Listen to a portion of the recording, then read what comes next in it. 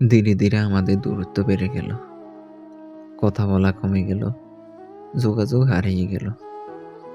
এখন আর ছোটখাটো বিষয় নিয়ে আমাদের দীর্ঘ আলাপ হয় না।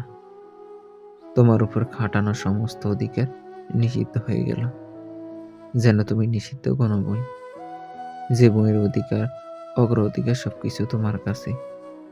তুমি ভুলে গেলে একদিন আমরা খুব পরিচিত ছিলাম।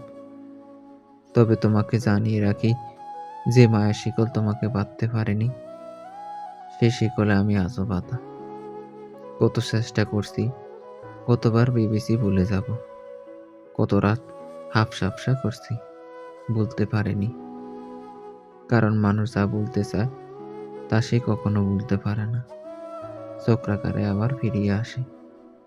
কখনো কখনো মন খারাপ নিয়ে অচেনা পথে একা হেঁটেছি, যেন একটু দুঃখ রেখে আসতে পারি।